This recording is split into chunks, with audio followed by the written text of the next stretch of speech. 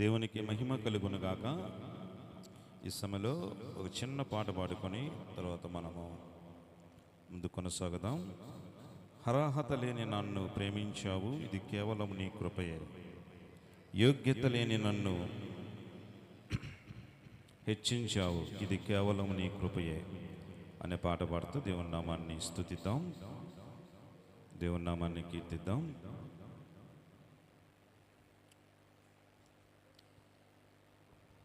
ఇంతగా నన్ను హెచ్చించుటకు ఏ పాటి వాడను యేసయ్యా, ఇంతగా నన్ను హెచ్చించుటకు ఏ పాటి వాడను యేసయ్యా. నీ కృపకు ఎల్లప్పుడు కృతజ్ఞుడను. అర్హత లేకున్నా ప్రేమించావు, ఇది కేవలం నీ కృపయే.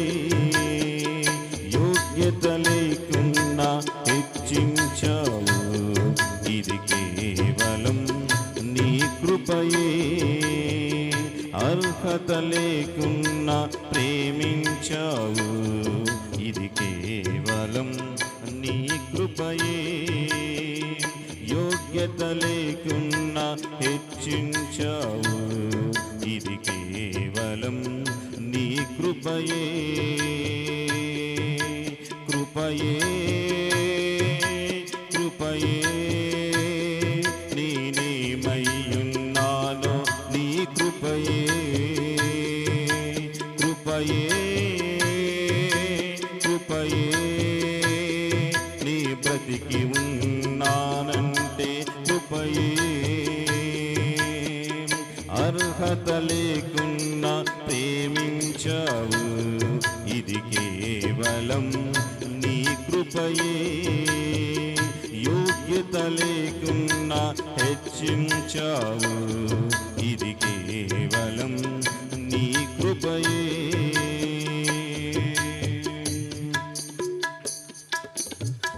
లోకము నన్ను ఆకర్షింపగా, అల్లరితనము మా చుట్టూ చేరగా, ఓటమి నా బ్రతుకును హేళన చేయగా, నీ కృపతో నన్ను బలపరచితివే. లోకము నన్ను ఆకర్షింపగా, అల్లరితనము నా చుట్టూ చేరగా, ఓటమి నా బ్రతుకును హేళన చేయగా, నీ కృపతో నన్ను బలపరచితివే. ఇంతగా నన్ను హెచ్చించుటకు ఏ పాటి వాడనో యేసయ్యా. ఇంతగా మమ్ము హెచ్చించుటకు ఏ పాటి వారమో యేసయ్యా. నీ కృపకు ఎల్లప్పుడు కృతజ్ఞులము. కృపయే కృపయే నేనేమయ్యున్నానో నీ కృపయే. కృపయే కృపయే మేమేమయ్యున్నామో నీ కృపయే. వాక్య సందేశాన్ని విన్నాం. అందరు తల ఉంచి కళ్ళు మూసినట్లయితే మన మధ్య ఉన్నటువంటి సోదరులు నవీన్ తమ్ముడు వాక్పచేతం ప్రార్థన చేస్తారు. ఆ తర్వాత నేను కొద్ది నిమిషాల సేపు వాక్య సందేశాన్ని అందిస్తాను. ఆ తర్వాత కార్యక్రమంలో మనము ముందుకు కొనసాగుదాం.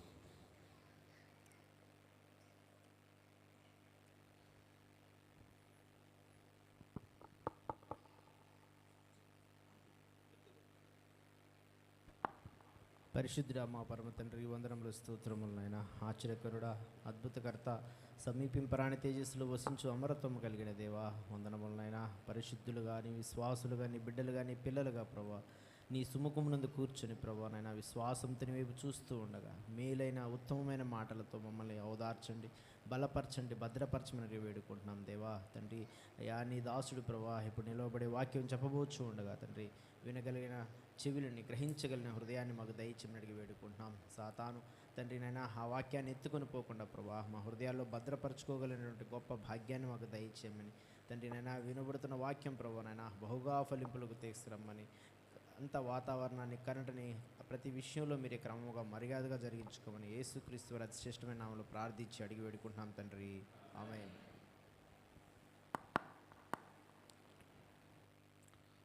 ఓకే, మంచిది. ప్రభు పక్షాన చేరువచ్చినటువంటి ప్రియ సంఘస్థులందరికీ వందనాలమ్మా. ఎండ వేడేమి భయంకరంగా ఉంది, తట్టుకోలేనంత భయానకంగా ఉంది. సో ఈ యొక్క నెక్స్ట్ వీక్ కూడా ఏదో రోహిణి కార్త అని అంటారు కదా, కార్తెలు. సో ఆ కార్తె వస్తుందంట, ఇంకా ఎక్కువగా ఉంటాయంట. సో మీరు జాగ్రత్తగా ఉండండి, అవసరమైతేనే బయటికి వెళ్ళండి. మనం అనుకుంటాము ఇంట్లో ఉంటే మనకు వడదెబ్బ తగలదు అని చెప్పేసి అనుకున్నాం. మొన్నటిదాకా నేను కూడా అట్లాగే అనుకున్నా. కానీ ఒక పోస్టింగ్ వచ్చింది వే2SMSలో, ఇంట్లో ఉన్నా కూడా కిటికీలు బయట తీసుకొని మనం కానీ ఇంట్లో ఉన్నా కూడా ఆ గాలికి ఖచ్చితంగా వడదెబ్బ తగిలిద్దంట. సో మీరు చాలా చాలా జాగ్రత్తగా ఉండండి. మజ్జిగ ఎక్కువ తాగండి, నీళ్ళు ఎక్కువ తాగండి. సో మీరు క్షేమంగా ఉండాలని మేము అనుదినము ప్రార్థనలో జ్ఞాపకం చేసుకుంటున్నాం. మనం ఇలాగ క్షేమంగా ఉన్నాం. అంత మాత్రమే కాకుండా ప్రభు చిత్తమైతే నేను అనుకోవటం ఏంటంటే ఈ యొక్క నెలలోనే మనకి చక్కని ఏసీలు కూడా పెట్టించాలని చెప్పేసి ఆశ కలిగి ఉన్నాం. దేవుడు నెరవేర్చును గాక, ఆమేన్. దీనికి మాత్రం బాగా ఊపుగా చేస్తున్నారు. సో చక్కగా మనందరము ఏసీ కింద ఆరాధించడానికి ప్రభువు తన కృపను చూపుతాడు. ప్రభువు మహాకృపను బట్టి ఒక సహోదరుడు చక్కని ఏసీ ఇస్తానని చెప్పేసి ఫోన్ చేశారు. ఇంకా 2 ఏసీలు అయితే మొత్తం 3 అయితే బాగుంటుంది. సో ప్రస్తుతానికి 2 అయినా చాలు. సో ఆ రెండు ఏసీలు, లేకపోతే 2 కలిసి, లేకపోతే 3 కలిసి అట్లయినా ఇచ్చు. కనుక దేవుడు సహోదరులను ప్రేరేపించి అట్టి కార్యములు నెరవేర్చులాగన మీ ప్రార్థనలో కూడా జ్ఞాపకం చేసుకోండి. 3 గంటల ప్రార్థనలో బలంగా చేస్తున్నామని చెప్తున్నారు. మీకు వందనాలమ్మా. 3 గంటల ప్రార్థనలు బలంగా చేయండి. అయితే 3 గంటల ప్రార్థనలు ఏసీలు వేసి కట్టడానికి వీలు లేదు. ఎందుకంటే మన ఆదివారం ఒక్కరోజు చేసుకుంటే మన కరెంటు సెట్ అవుతుంది. సో 3 గంటల ప్రార్థన కూడా బలంగా చేయాలని ప్రేమతో మనవి చేస్తాం. చూద్దాం ఆదికాండ గ్రంథం 14వ అధ్యాయము 1 నుంచి 3 వరకు వచ్చిన భాగాల్ని మన ధ్యానాంశం నిమిత్తం మనం చదువుకున్నాం. The Genesis chapter 14 and verse 1 to 3 బాగా స్పష్టంగా చదవగలిగిన వారు ఈ యొక్క మాటలు చదవండి. నోరు తిరిగే వాళ్ళు చదవండి తమ్ముడు.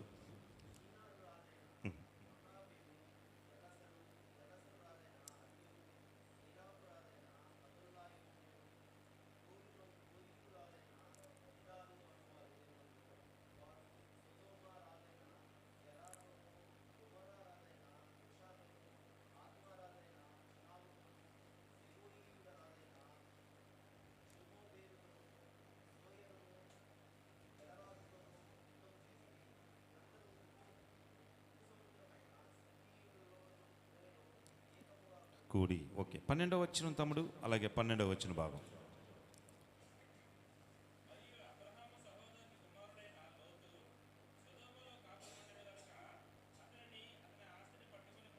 ఓకే, 17వ వచనం మావయ్య.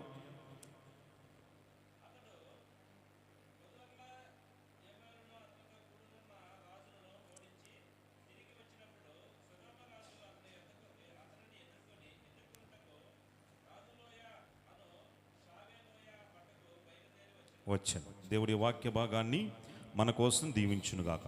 ప్రభునందు ప్రియమైన వాళ్ళారా, ఈ యొక్క పదాలు వివరిస్తూ చెప్పుకుంటూ పోతే బహుశా అంటే వివరిస్తూ అంటే దాన్ని పలుకుతూ పోతే మన గొంతు తిరగం, మన నోరు తిరగం. సో ఇక్కడ 4 రాజులు ఉన్నారు. వీరు అబ్రహాము లోతు కాలములో చాలా బలమైనటువంటి రాజులుగా మనకు దైవలేఖనం తెలియజేస్తుంది.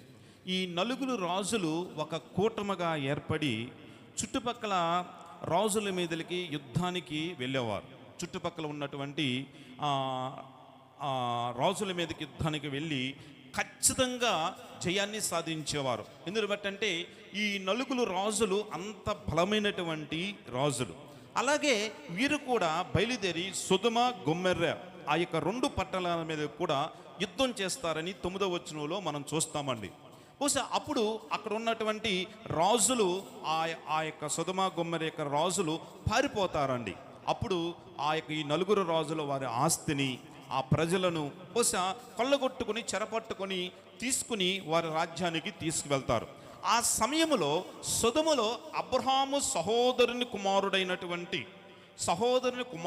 లోతు కుటుంబం ఆ యొక్క సొదొమలో కాపురం ఉన్నట్లుగా మనం చూస్తున్నామండి.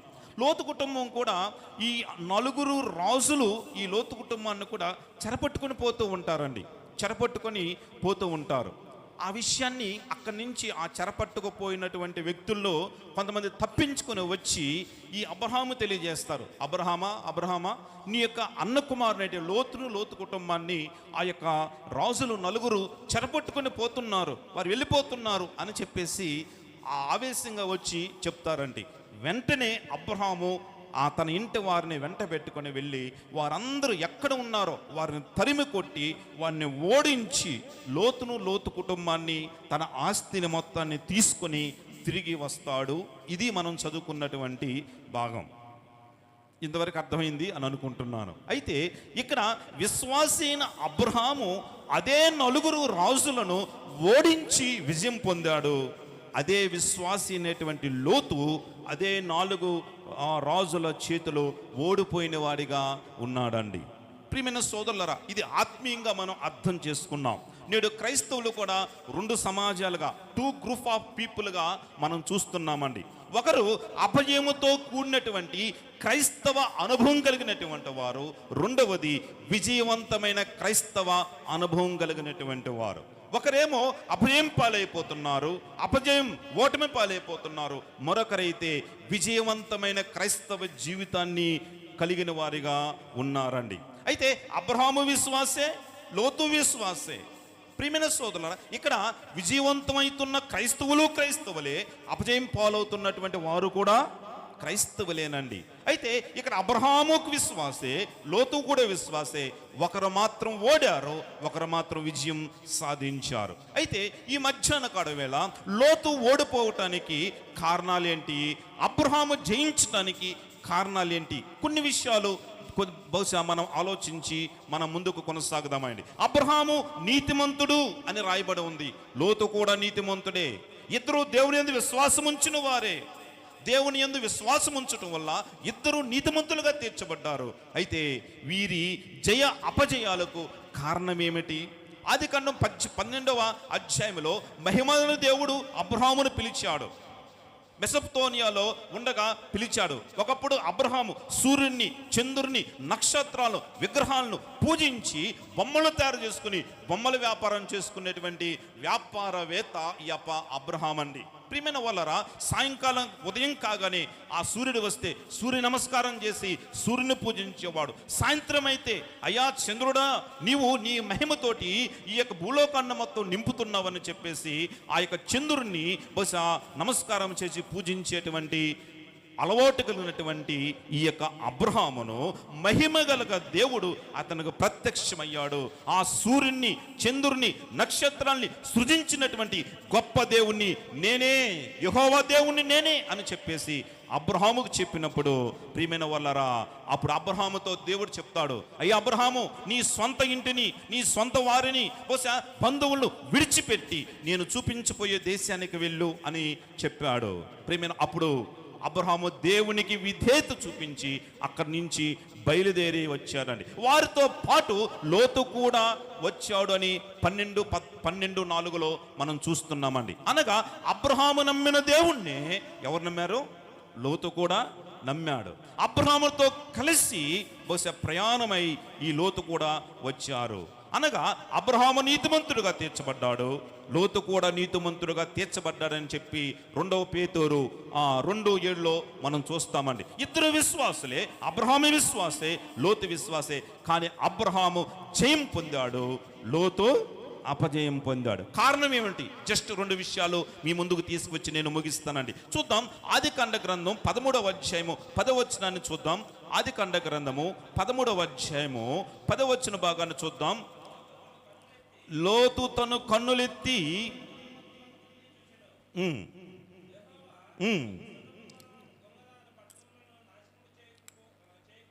చేయకముందు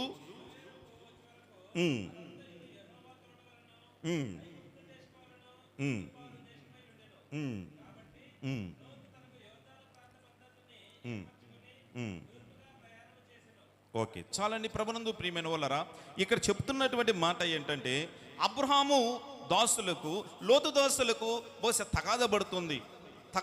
నువ్వు గొప్ప, నేను గొప్ప అంటూ ఒకరికొకరు తగాద పెట్టుకుంటున్న సమయంలో అబ్రహాం వారిని చూశారండి. అయ్యో అబ్రహాము, మా లోతు, మన ఇద్దరం బంధువులను కనుక బహుశా నీవు నేను ఇలాగ తగాద పెట్టుకోవటం, నా దాసుని కొట్టేవాడిని నీవు, నీ దాసుని కొట్టాను నేను అని చెప్పి ఒకరినొకరు మాట్లాడుకోవటం బహుశా బాగుండదు. కనుక బహుశా నువ్వు ఒక పక్క వెళ్ళు, నేను ఒక పక్క వెళ్తాను అని చెప్పేసేసి అప్పుడు ఏం చేస్తారంటే అబ్రహాము, బహుశా నువ్వు ఈ 2 పక్కల ఏ పక్క కోరుకో, బహుశా నువ్వు ఎక్కడ కోరుకుంటావు అక్కడికి వెళ్ళిపో అని చెప్పేసి అన్నాడు. అలాంటి సమయంలో బహుశా లోతు ఏం చేయాలి? అయ్యా నేను ఎట్టొకట్ట సమాధాన పరుస్తాను కనుక బహుశా నేను నిన్ను విడిచి వెళ్ళలేను, నిన్ను విడిచి నేను వెళ్ళలేను. ఎక్కడి నుంచో దేవుడు మన ఇద్దరిని బహుశా నిన్ను పిలిచితే నీతో పాటు నేను వచ్చాను కనుక నిన్ను విడిచి వెళ్ళనని చెప్పి చెప్పవలసినటువంటి లోతు ఏం చేశారంటే అటు ఇటు చూచాడండి. అటు ఇటు చూచిన వెంటనే ఒకవైపు పచ్చదనంగా ఉంది, నదులున్నాయి, నీళ్లున్నాయి, చాలా బాగుంది, పొలాలున్నాయి, పంటలున్నాయి. ఓహో ఇటు పోతే నాకు మంచిది అని చెప్పేసి ఇటువైపు వెళ్తానని చెప్పేసి బహుశా ఆయన ఆ యొక్క వైపును ఆశించినట్లుగా మనం చూస్తున్నామండి. అబ్రహాము నమ్మిన దేవుడే బహుశా దేవుడినే లోతు కూడా నమ్మాడు. కానీ లోతు మాత్రం వేరైపోయాడు అబ్రహాము నుంచి. ఎందుకు వేరుపడంటే పచ్చదనాన్ని కోరుకున్నాడు, సుధమును కోరుకున్నాడండి. అబ్రహాము విశ్వసించాడు, కానీ అబ్రహాము దేవుని విశ్వసించాడు, కానీ దేవుని దగ్గర నివాసము చేయటానికి బహుశా లోతు ఇష్టపడలేదండి. సొదొములో గుడారం వేసుకున్నాడు. అక్కడ మనుషులు ఎలాంటి వారంటే దుష్టులు అని రాయబడి ఉంది, బహు పాపులు అని రాయబడి ఉన్నది. అక్కడ వారి మధ్య గుడారం వేసుకొని లోతు జీవిస్తున్నట్లుగా మనం చూస్తున్నామండి.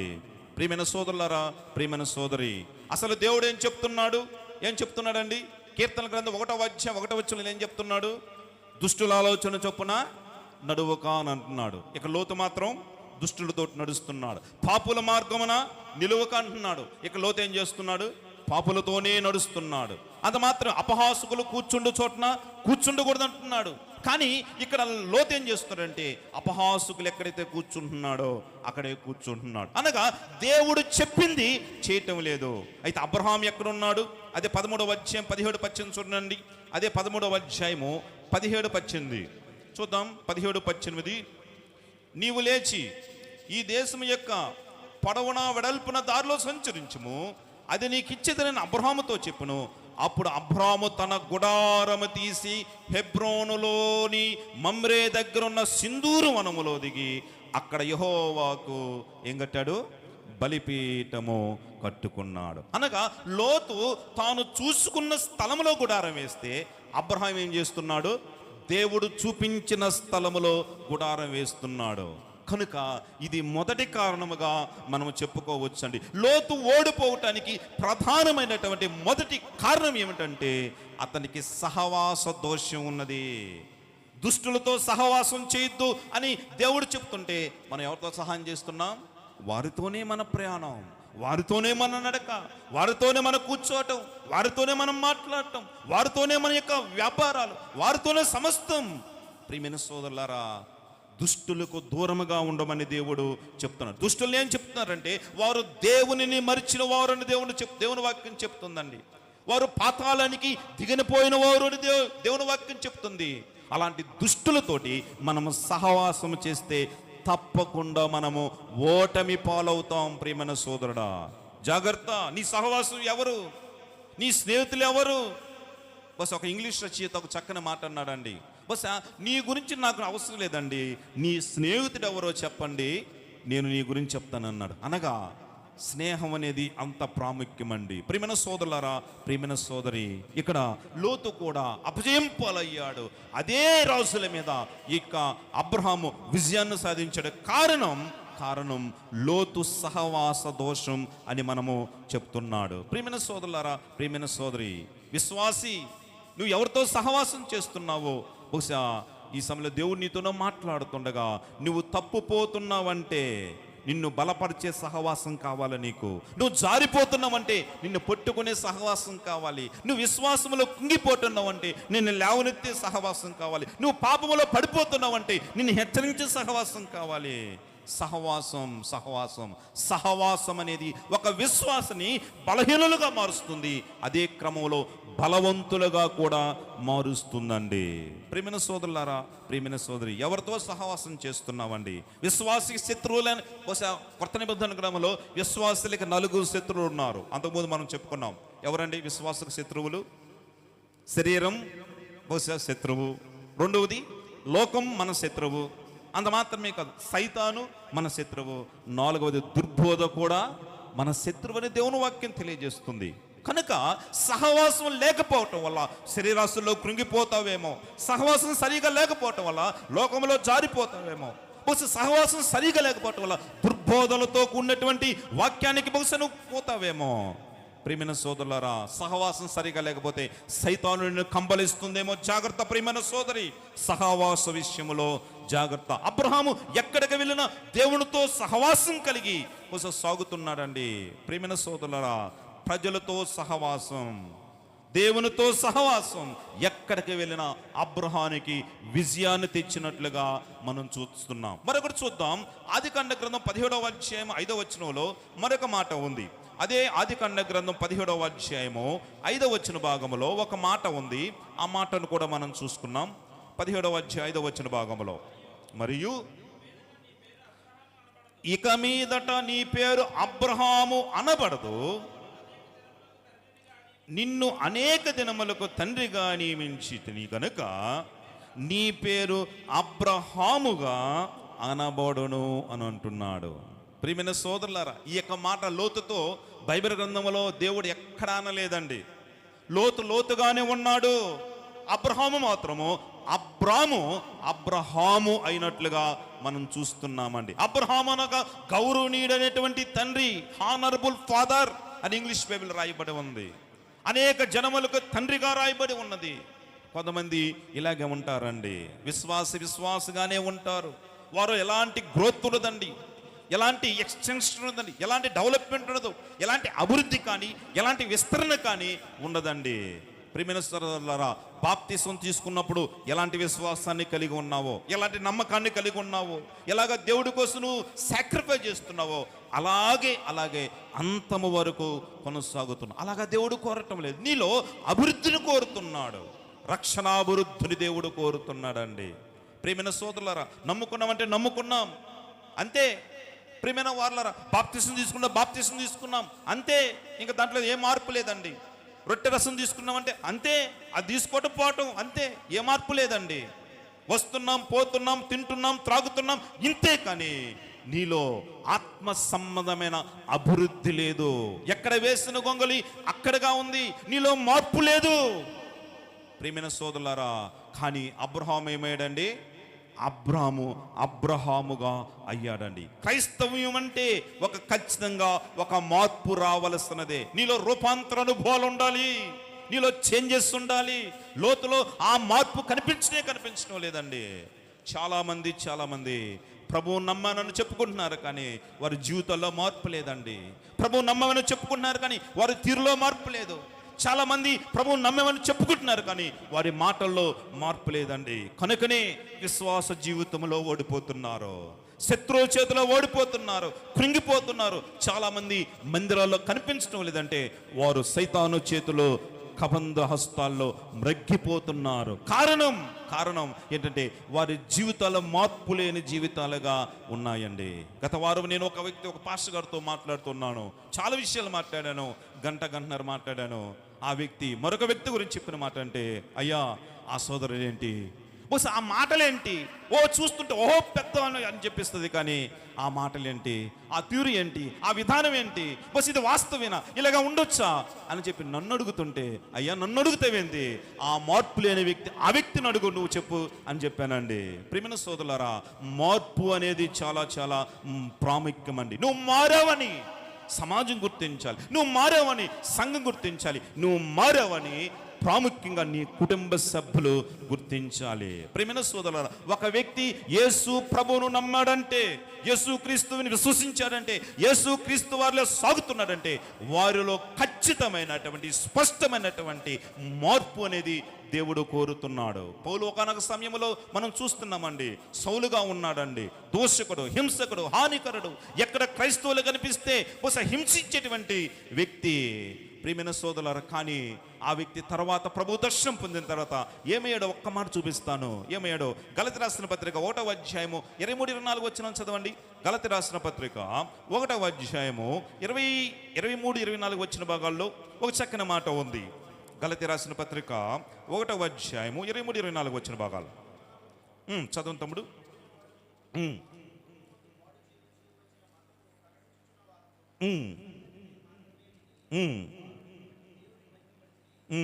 మునుపు మనలను హింస పెట్టినవాడు తాను పూర్వముందు పాడు చేయుచు వచ్చిన మతమును ప్రకటించుచున్నాడనే సంగతి మాత్రమే విని వారు నన్ను బట్టి దేవుని మహిమపరిచిరి. ఇక్కడ ఏందండి, ఒకప్పుడు అయ్యో ఈ పౌలా, ఈయన సౌలు కదా, ఈయన హింసించాడు కదా, ఈయన దోషకుడు కదా, యేసు క్రీస్తు వారు అంటేనే చిరచ్ఛేదనం చేసే వ్యక్తి కదా, ఇలాగా మారిటారేంటి అని చెప్పి ఆయనలోని మార్పును బట్టి ఏం చేస్తున్నారు, దేవునిని మహిమపరుస్తున్నారు. ప్రియమైన సోదరులారా, ఈ హింసకుడు, ఈ హానికరుడు, ఈ దోషకుడు ఇప్పుడు సంఘాన్ని కొడుతున్నాడు, సంఘాన్ని నిలబెట్టుతున్నాడు. చావైతే లాభం, నేను క్రీస్తు కోసం చచ్చిపోతాను అన్న తీర్మానంలోకి పౌలు వచ్చాడంటే అతనిలో ఒక డ్రాస్టింగ్ చేంజ్, ఒక సమూలమైన మార్పుని మనం చూస్తున్నామండి. ప్రియమైన సోదరులారా, అవిశ్వాసిగా ఉన్నప్పుడు బహుశా పాడు చేశాడు, విశ్వాసిగా మారినప్పుడు సంఘాన్ని ఏం చేస్తున్నాడు, కొడుతున్నట్లుగా మనం చూస్తున్నామండి. ఈ మార్పు స్పష్టంగా మనకు కనిపించాలి. ఈ మార్పు ఇందాక చెప్పినట్లుగా నీలో ఖచ్చితంగా నీకు నీవుగా కనిపించాలి. అయ్యో నేను మారానే, నా పద్ధతులు మారాయే, నా విధానం మారిందే, నా మాటలు మారాయే, నా తీరు మారాయే, నేను మాట్లాడే వాళ్ళు మాట్లాడే, అంత మాత్రమే నా సమయం, నా టైం టేబుల్ మారిందే అని చెప్పేసి నీకుగా మార్పు కనిపించాలి. తర్వాత నీ కుటుంబానికి కూడా మార్పు కనిపించాలి. తర్వాత నీ సంఘంలో మార్పు కనిపించాలి. తొదకు సమాజంలో నిన్ను మారిన వ్యక్తిగా సమాజము చూడాలండి. ప్రియమైన సోదరులారా, నీ మార్పు నిన్ను ఉద్ధరించకపోతే, నీ మార్పు నీకు కనిపించకపోతే సంఘానికి ఎలాగ కనిపిస్తుందండి? నీ మార్పు నీకు కనిపించకపోతే సమాజానికి కనిపిస్తుంది.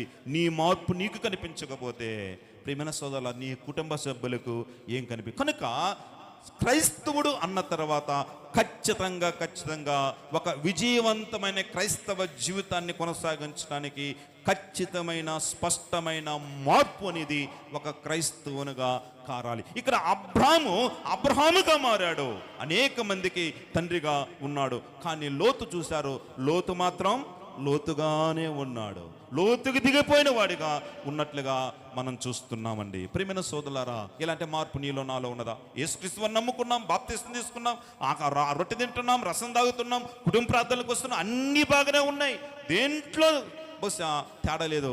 కానీ జీవితంలో మార్పు లేకపోతే, విధానంలో మార్పు లేకపోతే, తీరులో మార్పు లేకపోతే, పద్ధతుల్లో మార్పు లేకపోతే నీ యొక్క భక్తి, నీ యొక్క క్రైస్తవ్యం ఒక్కసారి హాస్యాస్పదమైపోతుంది, ప్రశ్నార్థకం అవుతుందండి. బహుశా నేను మరొక 2 మాటలు చూపించి, బహుశా టైం కాలేదు కనుక బహుశా ఒక 10 నిమిషాలు నేను ముగిస్తాను. ఆదికాండ గ్రంథం 18వ అధ్యాయం 1వ వచనంలో అక్కడ మరొకటి మనం చూస్తున్నాం. 18వ అధ్యాయము 1వ వచన భాగం చూద్దామండి. ఆదికాండ గ్రంథం 18వ అధ్యాయం 1వ వచనంలో, మమ్రే దగ్గర ఉన్న సింధూర వనములో అబ్రహాము కూర్చుని ఉన్నప్పుడు యెహోవా అతనికి కనపడును. అబ్రహాము ఎవరి కోసం ఎదురు చూస్తున్నాడండి? ప్రభువు కోసం ఎదురు చూస్తున్నాడు, యెహోవా కోసం ఎదురు చూస్తున్నాడు.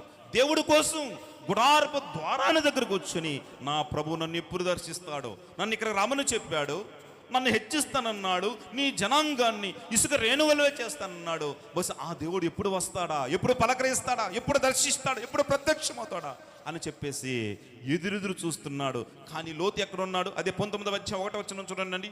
19వ అధ్యాయం 1వ వచనం. లోతు ఎక్కడ ఉన్నాడు? ఆ సాయంకాలం మందు ఆ ఇద్దరు దేవదూతలు సొదొమ చేరినప్పటికీ లోతు సొదొమ గవుని యొద్ద కూర్చుని ఉండెను. అనగా ప్రియమైన వాళ్ళరా, గవుని దగ్గరికి ఎవరు వస్తారండి? ప్రముఖులు వస్తారు, ప్రాచుర్యం కలిగిన వారు వస్తారు, అధికారులు వస్తారు. అనగా అబ్రహాము ప్రభు కోసం ఎదురు చూస్తుంటే లోతు ఎవరి కోసం ఎదురు చూస్తున్నాడు? ప్రముఖుల కోసం ఎదురు చూస్తున్నాడండి. ప్రియమైన సోదరులు, కొంతమంది కంటేనండి ప్రభువు కంటే ప్రముఖులు ఎక్కువ, ప్రభువు కంటే అధికారులు ఎక్కువ, ప్రభువు కంటే బయటవారు ఎక్కువ. ప్రియమైన సోదరులారా, ప్రియమైన అలాగైతే బస్ నువ్వు ఎప్పుడే ఓడిపో. అందుకని దేవుడు వాక్యం, యెహోవా కొరకు ఎదురు చూచువారు ఏం పొందుకుంటారు? నూతన బలాన్ని పొందుకుంటారు. ఎస్ ప్రియమైన సోదరులారా, నూతన బలాన్ని నువ్వు పొందుకోవాలంటే, దేవుని కోసం బలంగా సాగాలంటే, నువ్వు విజయవంతమైన క్రైస్తవ జీవితాన్ని కలిగి ఉండాలంటే అబ్రహాము వలె యెహోవా కొరకు ఎదురు చూసేవారిగా ఉండాలండి. ప్రియమైన సోదరులారా, ఎదురు చూస్తున్నావా? ఎదురు చూడాలి ఆయన కోసం. ప్రముఖుల కోసం ఎదురు చూసే బదులు యెహోవా కోసం ఎదురు చూస్తే తప్పకుండా నేను దరి చేస్తాను. నాకు ఒక సమయంలో ఒక అమెరికా నుంచి వచ్చిన ఒక పాస్టర్ గారిని ఒక ఇండియా పాస్టర్ గారు అడిగారంట. ఇండియా పాస్టర్ గారు మీ దేశం నుంచి ఎవరు వచ్చినా మంచి బాగా టక్ చేసి, షూట్ వేసి, ప్యాంట్ వేసి, బెల్ట్ పెట్టుకొని చాలా నీట్గా వస్తారు, చాలా ధనవంతులుగా ఉన్నారు. బస్ ఇది ఎట్లా పాసిబుల్, ఎలాగ సాధ్యం అవుతుంది? ఎందుకు ఇంత ధనవంతులుగా, ఇంత మంచివారుగా ఉంటారు? మేమేదో టక్ చేసుకోకుండా ఏదో చినిగిపోయిన షర్టు ప్యాంట్ వేసుకొని ఇలాగ ఉంటాం అని చెప్పేసి బహుశా అడిగాడంట. అడిగినప్పుడు ఆ దొరగారు ఏం చేశారంటే ఈ పాస్టర్ గారిని దగ్గర పిలిచారంట. ఇట్లా చెప్తానన్నారంట. ఇంకా దగ్గరగా ఉన్నాను, ఇంకా దగ్గర రమ్మన్నాడు. చెవు దగ్గరకు వచ్చి ఒక మాట చెప్పాడంట, మేము అన్నిటి కోసం ప్రభు వైపు చూస్తాము, మీరు మాత్రం మా వైపు చూస్తారని చెప్పాడంట. ఏంటి? మీరు మేము అన్నిటికీ ప్రభు వైపు చూస్తాం. ప్రభా నా అవసరాలు ఇయ్యా, నా అక్కర్లు ఇయ్యా, నా కొదువులు అని మేము ప్రభు వైపు చూస్తాం, సమృద్ధిగా పొందుకుంటాం. మీరు ఎవరు చేస్తారు? ఆయన దగ్గరికి రారు, మా దగ్గరికి వస్తారు, కనుక మీరు ఎట్లా ఉంటారని చెప్పి అన్నారంట. ప్రియమైన సోదరులారా, నువ్వు ప్రభు వైపు చూస్తున్నావా, ప్రభుత్వం వైపు చూస్తున్నావా, లేకపోతే ప్రధానుల వైపు చూస్తున్నావా? అబ్రహాము వలె ప్రభు వైపు చూడు. ప్రముఖుల కోసం ఎదురు చూసిన లోతు ఏమయ్యాడు? ఇక్కడ ఓడిపోయిన వాడిగా ఉన్నాడు. ఆదికాండ గ్రంథం 22వ అధ్యాయం 1వ వచనం చూడండి.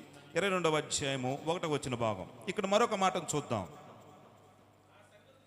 ఆ సంగతులు జరిగిన తర్వాత దేవుడు అబ్రహామును పరిశోధించును. ఎట్లనగా ఆయన అబ్రహామా అని పిలవగా అతడు చిత్తము ప్రభువా అనెను. అబ్రహాముని దేవుడు పిలిచినప్పుడు ఏమన్నాడండి? చిత్తం అని అన్నాడు. మ్యాటర్ చెప్పలేదు, ఏమి ముందుగానే ఏం చెప్పలేదు. అబ్రహామా అని అన్నాడు అంతే. అయ్యా చిత్తం అంటే నువ్వేది చెప్పినా నేను చేస్తాను, నువ్వు ఏది చెప్పినా అది కష్టం కానీ, నష్టం కానీ, ఇబ్బంది కానీ ఏది చెప్పినా కూడా నేను చేస్తానని చెప్పేసి దేవుడు పిలిచినప్పుడు చిత్తం ప్రభువా అన్న మ్యాటర్ చెప్పిన తర్వాత కూడా మ్యాటర్ ఏం చెప్పాడు ఆ తర్వాత భాగాల్లో? అయ్యా నీ ఒక్కగానొక్క కుమారుడు. దేవుడు ఎంత తెలివి కల్లవాడు చూడండి. ఆయన ఎలాగ టెంప్ట్ చేస్తున్నాడు. నీ ఒక్కగానొక్క కుమారుడైనటువంటి, నువ్వు బహుగా ప్రేమించేటువంటి, ఇంకా టెంప్ట్ చేస్తున్నాడు. నువ్వు బహుగా ప్రేమించేటువంటి నీ ఒక్కగానొక్క కుమారునైనటువంటి, నీ వృద్ధాప్యలో పుట్టినటువంటి నీ కుమారుణ్ణి నాకు ఇచ్చి అని అన్నాడండి. చెప్పిన వెంటనే ఆయన ఏమన్నాడు? మనమైతే ఏం చేద్దాం? ప్రభా కష్టం కదా, చూద్దాంలే అయ్యా. ఇంట్లో ఒకసారి డిస్కషన్ చేసి నా భార్య ఏమంటుందో, అంత మాత్రం నా భర్త ఏమంటాడో, నా బిడ్డలు ఏమంటారో, నా బంధువులందరినీ ఒకసారి చూసి వాళ్ళకి ఇష్టమైతే అప్పుడు నేను చూస్తాలే, అప్పుడు నీకు చెప్తాలే, అప్పుడు కబురు పంపిస్తాలే అని చెప్పేసి మనం అంటాం. కానీ ఇక్కడ ఏమని చెప్పన్నాడు? చెప్పగానే ప్రభువా. బహుశా ఒక భక్తుడు ఆయన్ని దాన్ని బహుశా డ్రమెటికల్గా చేస్తూ బహుశా అప్పుడు అబ్రహాం అంట దేవుడి మీద కోప్పడ్డాడు. ప్రభువా నువ్వు బహుగా ప్రేమించంటావేంటి? నీకంటే ప్రేమించేవాడు నా కుమారుడు, నీకంటే గొప్పవాడు నా కుమారుడు, నీకంటే ఎక్కువైన వాడు నా కుమారుడు, బహుగా ప్రేమించమంటావేంటి? బస్ నీకు ఇష్టమైతే నా కుమారుడు కాదు, నేనైనా కూడా నీకు అర్పించబడతాను అన్నట్లుగా ఆ అబ్రహాము చిత్తం ప్రభు అని అన్నాడు. అయితే లోతు ఏమన్నాడు? అదే చూద్దాం 19వ అధ్యాయం 18 చూడండి. లోతు కూడా ఏమన్నాడు? 19వ అధ్యాయము 18వ వచన భాగం, 19వ అధ్యాయము 18వ వచనం చూడండి. లోతు ప్రభువా, ఏందండి లోతు ఏమంటున్నాడు? అక్కడే ప్రభువా చిత్తం ప్రభువా, నువ్వేం చెప్తే అది చేస్తానన్నాడు. ఇక లోతు ఏమంటున్నాడు? అలా కాదు ప్రభువా, నువ్వు చెప్పింది కాదు, నేను చెప్తాను, నువ్వు చెప్పింది కాదు, నేను చూస్తాను ఆగు అని చెప్పి ప్రభువుకు సలహాలు ఇస్తున్నాడండి.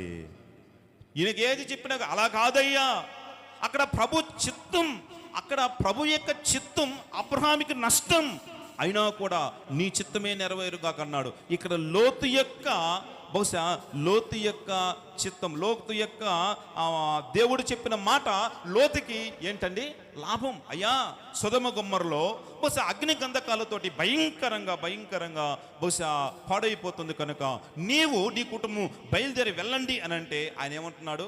అయ్యా ఇంత మంచి మాట చెప్పా, ఇంతకంటే బహుశా బ్రతుకు జీవుడు అనుకొని బహుశా పారిపోవలసినటువంటి లోతు అయ్యా అలా కాదు అని ఇంకొక మాట చెప్తున్నాడండి. ప్రియమైన సోదరులారా, ప్రియమైన సోదరి, లోతుకు దేవుని చిత్తం లాభమైనా కూడా దేవుని చిత్తాన్ని జరిగించలేదు. అబ్రహాముకి దేవుని చిత్తం నష్టమైనా కూడా దేవుని చిత్తాన్ని జరిగించాడు. లాభ నష్టాలు బేరుజు వేసుకొని దేవుని చిత్తానికి లోబడటం కాదు. కానీ ప్రియమైన సోదర, లాభమైనా నష్టమైనా, కష్టమైనా నష్టమైనా, ఇబ్బందైనా ఇరుకైనా కూడా దేవుని చిత్తానికి తలొగ్గితే ఒక క్రైస్తవ జీవితములో విజయ పదములో నీవు నేను నడుస్తామండి. ఇక్కడ అబ్రహాము కూడా విజయం సాధించాడు.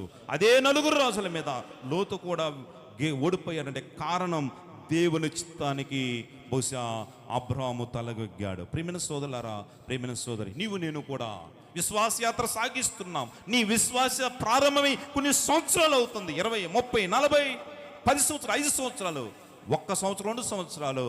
అయితే నీ విశ్వాస యాత్ర సజావుగా సాగుతుందా? నీ విశ్వాస యాత్రలో విజయంగా నువ్వు సాధించుకోగలుగుతున్నావా? దేవుడి కోసం సవాలు కానీ నిర్ణయాలు తీసుకుంటూ గెలుపు పదములో నీవు నేను సాగుతున్నామా? అబ్రహాము వలె సాగాలి, లోతు వలె సాగకుండా ఉండకూడదండి. ప్రియమైన సోదరులారా, దేవుని కోసం ఎదురు చూసేవారు విజయం సాధిస్తారు. దేవుని చిత్తానికి తలొగ్గేవారు బహుశా చూస్తారు. అంత మాత్రమే కాదు, దేవుని కోసం మార్పు చెందిన వారు విజయ పదములో నడిపించబడతారు. అంత మాత్రమే కాదు ప్రభునందు ప్రియమైన వలరా, ఆ మహిమదగన దేవుణ్ణి, ఆ దివ్యరాజ్యం అనేటువంటి యేసు క్రీస్తు వారితో మమేకమై ఆయనతో సహవాసం కలిగి మంచి స్నేహం, సహవాస దోషం లేకుండా నువ్వు సాగితే దేవుడి కోసం విజయవంతమైన జీవితాన్ని జీవిస్తావని ఈ లోతు అబ్రహాము కంపారిజన్లో నువ్వు నేను గుర్తెరిగి అలాగ ముందు కొనసాగాలని ఈ కొద్ది మాటలు చెప్పి నేను ముగిస్తున్నాను. దేవుడి ఈ మాటలు మన కోసం దీవించునుగాక. అందరి తల వంచండి, కళ్ళు మూసుకునండి, ఒక చిన్న ప్రార్థన చేసుకున్నాం. పరిశుద్ధుడా, నీకు వందనాలు, స్తోత్రాలు వేలాదిగా చెల్లిస్తున్నాం. చాలా చక్కని మాటలు మా అందరితో మాట్లాడారు, నీకు స్తుతులు.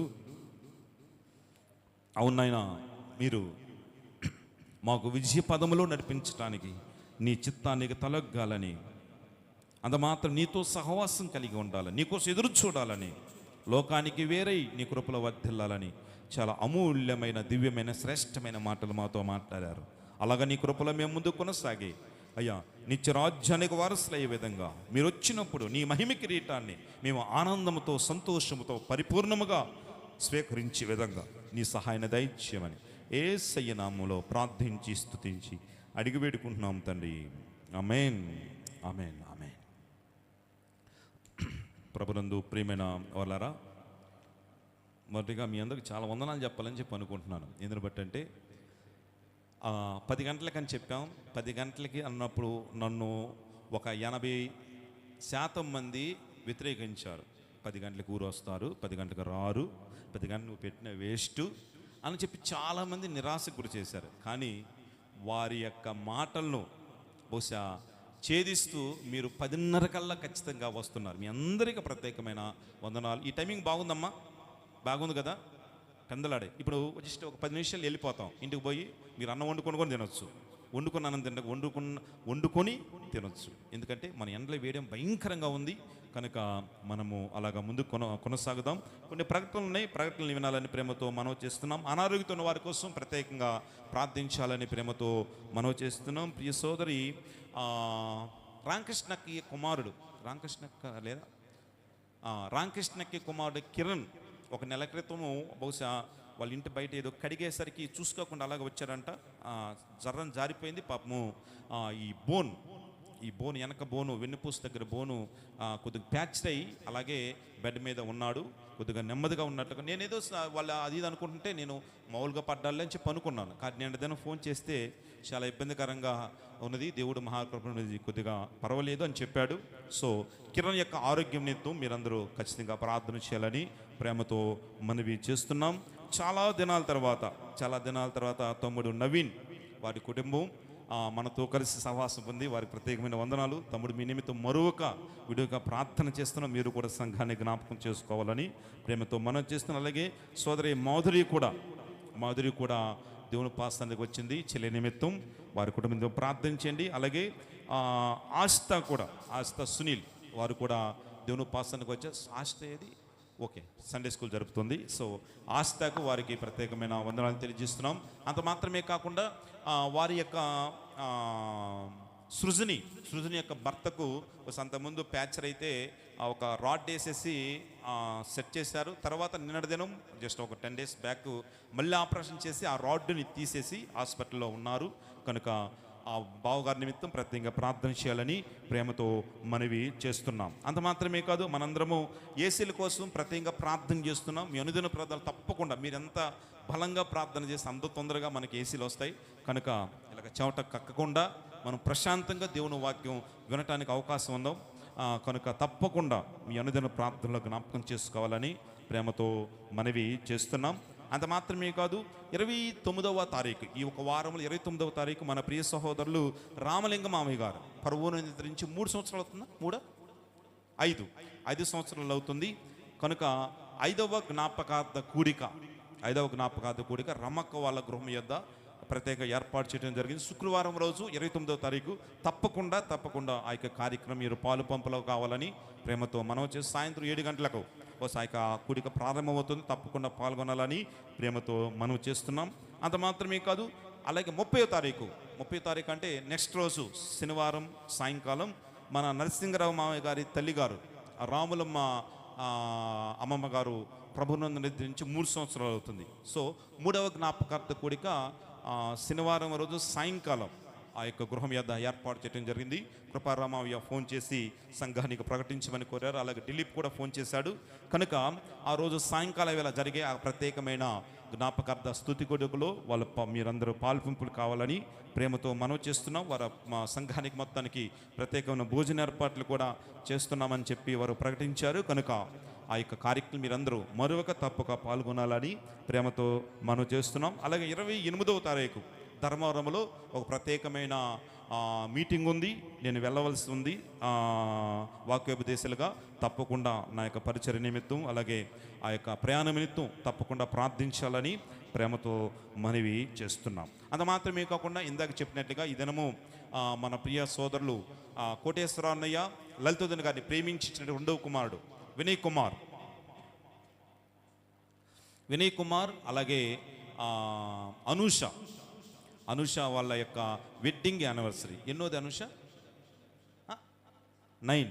అప్పుడు 9 సంవత్సరాలు అయిపోయింది. ఓకే. సో 9వ వివాహ వార్షికోత్సవం వారు ప్రత్యేకంగా ఏర్పాటు చేసుకున్నారంటే వినయ్ దేవునిపాసనలో వచ్చి కూర్చోవడమే ప్రత్యేకమైన ఏర్పాటు. వినయ్ ప్రతి క్షణం నీ గురించి ప్రార్థన చేస్తున్నాం. మీ తల్లిదండ్రులు మేమందరం కోసం మీరు కూర్చోవాలి. దేవుని పాసనకి రావటం మనకు మేలే. ఒక్క నిమిషం, 1 గంట, 1 అరగంట. మీలాంటి వాళ్ళకి ఇబ్బంది అని చెప్పి మేము కింద ఎక్కడ కూర్చోవాలని చెప్పి కుర్చీలు కావాల్సిన కుర్చీలు ఉన్నాయి. ఇంకా 10 కుర్చీలు వెనకే అలాగే ఉన్నాయి. సో కనుక ప్రభు చిత్తం అయితే ఇంకా అన్ని కుర్చీలే చేద్దాం. సో కనుక వినయ్ అలాగే అనూషాల యొక్క వెడ్డింగ్ యానివర్సరీ ఆ సందర్భాన్ని ఉద్దేశించుకొని వారి తల్లిదండ్రులు వాళ్ళ మేనమామ కుమార్తె కూడా ఓకే కంగ్రాచులేషన్స్. అలాగే వారి తల్లిదండ్రులు కూడా ఇదే రోజు దిస్ ఈస్ ప్రీసియస్ థింగ్. ఎందుకంటే మీ పెళ్లి రోజే మీ తల్లిదండ్రులు కూడా పెళ్లి రోజు. Very good. సో అలాగే అన్నయ్య గారి యొక్క వదినమ్మ గారి యొక్క వారి యొక్క వెడ్డింగ్ యానివర్సరీ కూడా ఇదే రోజు కనుక వారి ఇరువురు దంపతులకు ప్రత్యేకమైనటువంటి వివాహ వార్షికోత్సవ శుభాకాంక్షలు తెలియజేస్తున్నాం. I wish you A happy wedding anniversary అన్నయ్య గారు, వదినమ్మ గారు, అలాగే వినయ్, అలాగే అనూష, మీకు ప్రత్యేకమైనటువంటి శుభాలు తెలియజేస్తున్నాం. ఈ యొక్క సమయంలో ఆ యొక్క వెడ్డింగ్ యానివర్సరీని పురస్కరించుకుని ఒక 5 నిమిషాల లోపుగా కొన్ని దీవెనకరమైన మాటలు ఆ అన్నయ్య గారు మనతో పంచుకుంటారు. తర్వాత నేను ప్రార్థన చేస్తాను. తర్వాత వారు ప్రత్యేకమైన పలహారం కూడా, ఒక స్వీట్ కూడా తీసుకువచ్చారు. ఆ స్వీట్ని పంచుకొని మనము దీవెన తీసుకొని మనం వెళ్తాం. ఈ సమయంలో అన్నయ్య గారు వచ్చి ఒక 2 మాటలు మాట్లాడండి. 2 మాటలు మాట్లాడితే బాగుంటుందేమో.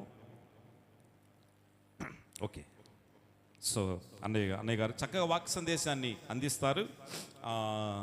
ఇటీవల కాలంలో అన్నయ్య గారు కొన్ని రోజులు కొద్ది వ్యత్యాసం తీసుకున్నట్లుగా నాకు తెలిసింది. ఏదైనప్పటికీ సో అన్నయ్య గారు మనతో ఉండటం మనకెంతో దీవెనకరం. అన్నయ్య గారు చక్కగా సంఘంలో ఒక చక్కని సంఘ పెద్దగా ఉంటూ అనేక చోట్ల స్వార్థికునిగా వెళుతూ సంఘాన్ని ముందుకు నడిపిస్తున్నాడు. అన్నయ్యకు ప్రత్యేకమైన శుభాలు కూడా తెలియచేస్తున్నాం. ఈ సందర్భంలో వారిని ఉద్దేశించి ఒక చిన్న దేవుని వాక్యాన్ని మనము చదువుకున్నాం. మనం ఎప్పుడు చదువుకునేది ఒక చిన్న వాక్యాన్ని. విని అనూష లేచి ముందుకు రండి. మీ నిమిత్తము ఒక చిన్న ప్రార్థన చేస్తాం. మీరు రండి, మీ బిడ్డలతో పాటు రండి. ఏంజిల్ అలాగే వినీత్ కుమార్ అక్కడ నుంచి. ఓకే, వారందరి నిమిత్తం 127వ దావీదు కీర్తన తిరగండి. సొలొమోను కీర్తన నేను చదువుతున్నాను. కొన్ని మాటలు ఆ అధ్యాయాల నుంచి కొన్ని మాటలు నేను చదువుతాను, ఆలకించండి. యెహోవా ఇల్లు కట్టించిన ఎల్లా దాని కట్టువాని ప్రయాస వ్యర్థమే.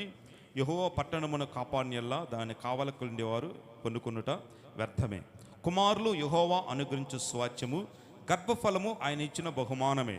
యవ్వన కాలమందు పుట్టిన కుమారులు బలవంతుని చేతిలోని బాణం వంటి వారు. వారితో తన అంబులు పొది నింపుకున్నవాడు ధన్యుడు. అట్టి వారు సిగ్గుపడక గుమ్మములలో తన విరోధులతో వాదించుదురు. యెహోవా యందు భయభక్తులు కలిగి ఆయన త్రోవల యందు నడుచు వారందరూ ధన్యులు. నిశ్చయముగా నీవు నీ చేతుల కష్టార్జితం అనుభవించదువు. నీవు ధన్యుడవు, నీకు మేలు కలుగును. నీ లోగిటి నీ భార్య ఫలించు ద్రాక్ష వలె ఉండును. నీ భోజనం బల్ల చుట్టూరు నీ పిల్లలు ఒలివు మొక్కల వందురు. యెహోవా యందు భయభక్తులు గలవాడు ఇలాగ ఆశీర్వదించబడును. సియోను నుంచి యెహోవా నిన్ను ఆశీర్వదించును. నీ జీవితకాలం అంతయు యెరూషలేమునకు క్షేమం కలుగుట చూచెదవు. నీ పిల్లల నీవు చూచెదవు. ఇశ్రాయేలు మీద సమాధానముండునుగాక. ఆమేన్. ఓకే, ప్రభునందు ప్రియమైన వాళ్ళారా, నాకు వీళ్ళ వెడ్డింగ్ యానివర్సరీ అన్న వెంటనే నాకు ఈ మాటలు గుర్తొచ్చాయి. యవ్వన కాలమందు పుట్టిన కుమారులు బలవంతుని చేతిలోనే బాణముల వంటి వారు అని చెప్తున్నారు. సో నేను నా విషయం చెప్తాను. నాకు మా అమ్మకి మా నాన్నకి నేను చాలా ఏజ్లో పుట్టా.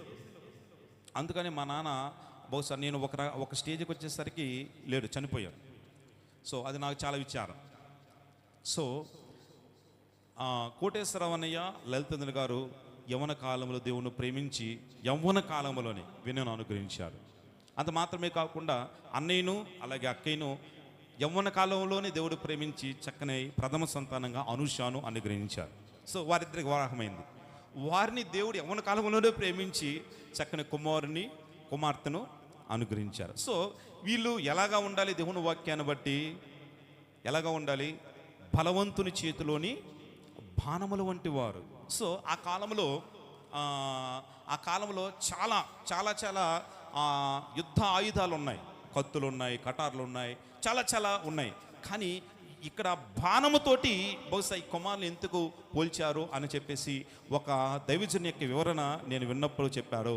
బాణములంట బహుశా నువ్వు ఎంతగా లాగితే అంత పైకి వెళ్తాయి, అంత ఉన్నతమైన స్థితికి వెళ్తాయి. అనగా వీరి కుమారుల కోసం వీరు ఎంతగా ప్రయత్నం చేస్తే, ఎంతగా ప్రార్థన చేస్తే, ఎంతగా ప్రభు చిత్తానికి వారిని అప్పగిస్తే ఆ బిడ్డలు అంత ఉన్నతమైన స్థితికి వెళతారని దేవుని వాక్యం తెలియజేస్తుంది. కనుక ప్రియమైన వాళ్ళారా, నీవు ధన్యుడుగా ఉండాలంటే, నీకు మేలు కలగాలంటే, నీ లోగట నీ భార్య ఫలించు ద్రాక్ష వలె ఉండాలంటే, నీ భోజనము బల్ల చుట్టూరు నీ పిల్లల ఒలివు మొక్కల వలె ఉండాలంటే, నీ జీవిత కాలం అంతే నువ్వు క్షేమంగా చూడాలంటే ఇవన్నీ ఊరకనే కలవు. కానీ ఆ పైన ఒక మాట ఉంది, ఏంది?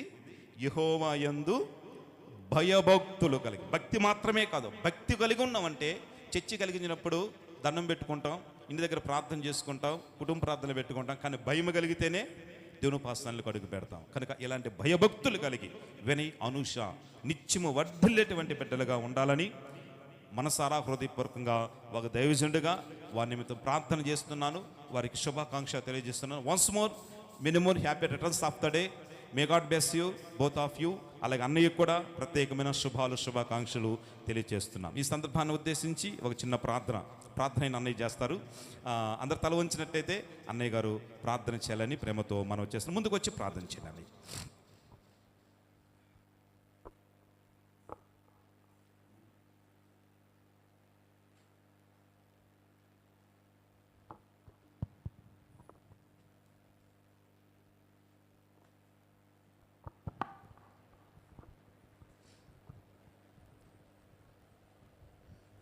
అందరికీ ప్రేమ వందనాలు.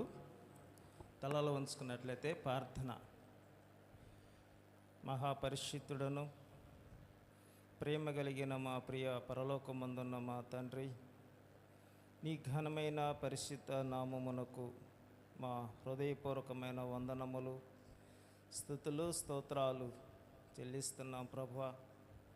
మా ప్రియ ప్రభువా, నీ మహాకృపను బట్టి, ప్రేమను బట్టి నువ్వు మాకు అనుగ్రహింపచేసిన ఈ నూతనమైన ప్రభు దినములో నీ సహవాసములో మొదటిగా నిన్ను ఆరాధించటానికి, స్తుతించటానికి నీ సన్నిధిలో ప్రభువా ఇచ్చినటువంటి ధన్యతను బట్టి స్తుతిస్తున్నాం.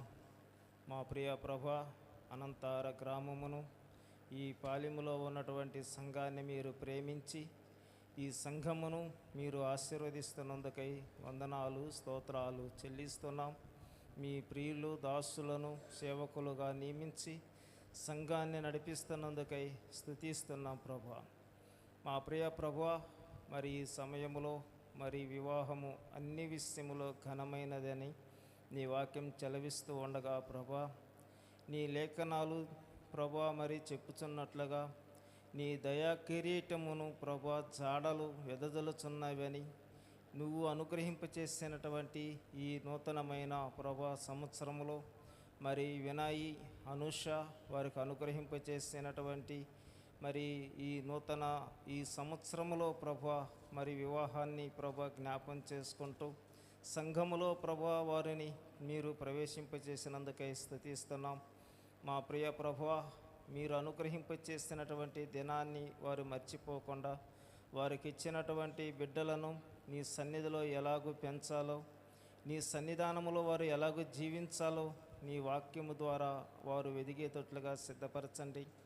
నీ యందు భయభక్తులు కలిగినటువంటి కుటుంబము ప్రభా నీ బల్ల చుట్టూ ఒలివ మొక్కల వలె ఉండును అని నీ వాక్యం చెలవిచ్చినట్లుగా ప్రభా నీ బల్ల చుట్టూ ప్రభా కుటుంబం ఉండాలి, ఆ బిడ్డలు ఉండాలి, వారు ఆశీర్వదించబడాలి. నీ సంకల్పములో వారు నీ ఆధీనానికి శిరస్సు వంచి నీ బిడ్డలుగా వారు జీవించేటట్లు కృప చూపించమని నీ బలమైన హస్తాలకు అప్పగిస్తున్నాం. ఇంకా అనేక మంది నూతన దంపతులు వివాహం చేసుకున్నటువంటి వధువరులు ఉన్నారు. వారిని కూడా మీరు దీవించండి, ఆశీర్వదించండి ప్రభువా. అనేక మంది ఇంకా ప్రభువా మరి వివాహ జీవితానికి సిద్ధపడుతున్న నీ బిడ్డలను నీ బలమైన ఆత్మతో నింపి ఎవరిని మీరు సిద్ధపరిచారో, ఎవరిని నీ ఏర్పాటు సంకల్పములో నియమించావో ప్రభువా, ఆ బిడ్డలను మీరు సమకూర్చి జతపరిచి ఏక శరీరాలుగా వారిని సిద్ధపరచమని నీ బలమైన హస్తాలకు అప్పగిస్తున్నాం. చేరి వచ్చిన ప్రతి బిడ్డలను మీరు దీవించండి, ఆశీర్వదించండి ప్రభువా. ఇక్కడ ఉన్నటువంటి ప్రతి ఒక్కరికి కూడా ఇంకా మారు మనస్సు, నామకార్థమైనటువంటి క్రైస్తవ జీవితములో ఉంటూ మారు మనస్సు లేకుండా లోకాన్ని ప్రభువా శరీరాన్ని ఆశలతో నియమించబడుతూ పైకి భక్తి కలిగిన వారిగా ఉండి ఆ శక్తిని ఆశ్రయించకుండా లోకాశలతో నియమించబడినటువంటి మనసును ప్రభువా మార్చివేయండి. అట్టి వారి హృదయాలను మార్చండి. నీ ఆత్మయందు బలము కలిగి నీ రక్షణలో నీ సంఘములో చేర్చబడి నీ సహవాసములో ఆరాధించే ఆరాధికులుగా సిద్ధపరచమని నీ బలమైన హస్తాలకు అప్పగించుకుంటున్నాం.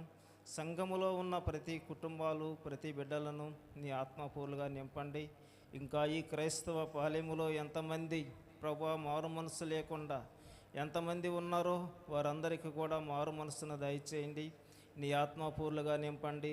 సంఘాన్ని నీ బలమైన ఆత్మతో నింపమని ఇంతవరకు చెప్పబడిన ప్రతి లేఖన భాగముల యందు ప్రతి హృదయములో ప్రభువా నాటబడినట్లుగా దుష్టుడైన అపవాది ఆ వాక్యమును ఎత్తుకుపోకుండా నీ ఆత్మయందు నిలిచేటట్లు సిద్ధపరిచి నడిపించమని మా ప్రభువును మా రక్షకుడు విమోచకుడైనటువంటి యేసుక్రీస్తు అమూల్యమైన నామములోని ప్రార్థన చేస్తున్నాం తండ్రి, ఆమేన్. థ్యాంక్ యూ అన్నయ్య. వినయ్ కూర్చోండి. వారి కుటుంబ నిమిత్తం ప్రత్యేకంగా ప్రార్థించండి. వినయ్ కూడా త్వరలో బాప్తిసం తీసుకొని ప్రభు సన్నిధిలో స్థిరపడినట్లుగా వారి నిమిత్తం ప్రార్థించండి. వారి కుమార్తె ఏంజెల్ అలాగే కుమారుడు వినిత్ నిమిత్తం జన్య నిమిత్తం ప్రత్యేకంగా ప్రార్థించాలని ప్రేమతో మనవి చేస్తున్నాం. ఇంకా మీ ప్రత్యేక అవసరతలు ఏమంటే తెలియచేయండి, ప్రార్థన చేద్దాం. ఇవే కదా? ఓకే, అందరు తల వంచండి, కళ్ళు మూసుకునండి. ఒక చిన్న ప్రార్థన చేసుకున్న తర్వాత అనుష వాళ్ళు ఆ యొక్క స్వీట్ను మనకి చేయండి. అనుష, అందరు తల వంచండి, కళ్ళు మూసుకునండి, ప్రార్థన చేద్దాం.